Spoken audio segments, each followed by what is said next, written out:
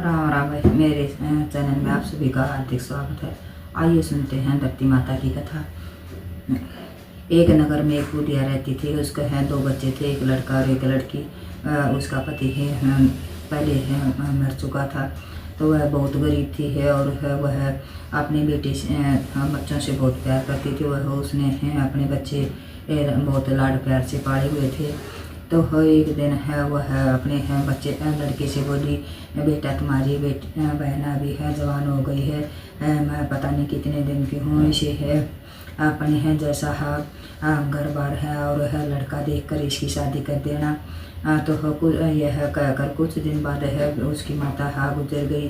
तो लड़का बहुत घूमा अपने जैसा है लड़का और घर बार देखने के लिए उसने उस जैसा कोई लड़का नहीं मिला। तो फिर उसने एक दिन सोचा है कि माता का प्रण रखने के लिए मैं इससे शादी कर लेता हूँ। तो वह यह सोचकर शादी का पूरा सामान ले आया। तो बहन बोली भैया ये क्या है। भाई बोले कि तुम्हारी शादी का सामान है। तो वह फिर गांव वाले बोले कि तुम्हारा भाई तुमसे ही शादी करना चाहता है। तो उसने अपने भाई से पूछा, हाँ भैया यह क्या है किस का सामान है। भाई बोला कि तुम्हारी शादी का है। फिर लड़की बोली मेरी शादी किसके साथ कर रहे हो। और तो वह उसने कुछ जवाब नहीं दिया। फिर लड़की समझ गई और वह एक लोटा पानी और चुंदड़ी लेकर जंगल की तरफ चलती है। वहाँ रास्ते में ग्वाले मिले। तो वह उन्होंने पूछा कि तुम कहाँ जा रही हो। उसने कुछ जवाब नहीं दिया। फिर वह आगे चलती।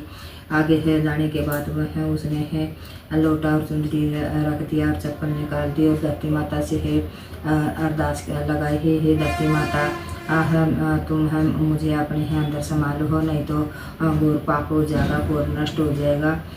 मेरा भाई मुझसे शादी करना चाह रहा है, इसलिए मुझे बचाओ।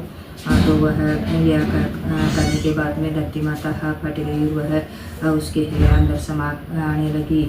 तो कुछ देर बाद उसका भाई वहाँ आ गया और उसने गवालों से पूछा कि तुम्हें यहाँ से कोई लड़की जाती हुई देखी। तो गवाले बोले हाँ उधर गई है। वहाँ उधर जाने के बाद में उसने देखा तो उसकी बहन धरती में समा रही थी। तो उसने बाजू के उसकी चुटिया पकड़ी और उसने कहा बहन तुम तो हो सच के लिए धरती में समा गई। मैं क्या करूँ, मैं पापी हूँ। मुझे यह गलत विचार आया क्योंकि माँ का वचन पूरा करने के लिए मैंने अपने जैसा कोई लड़का और घर बार नहीं मिला। तो इसलिए मैंने मेरी बुद्धि भ्रष्ट हो गई थी कि मैं आपसे अपने आप ही शादी करने चल पड़ा था। मुझे माफ़ कर देना।